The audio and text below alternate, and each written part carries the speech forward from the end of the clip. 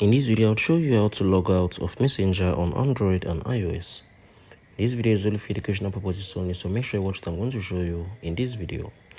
So there's no official option for where you can be able to log out of your Messenger account currently, but I'm going to show you something that's going to really help you out. So make sure you watch what I'm going to show you in this video.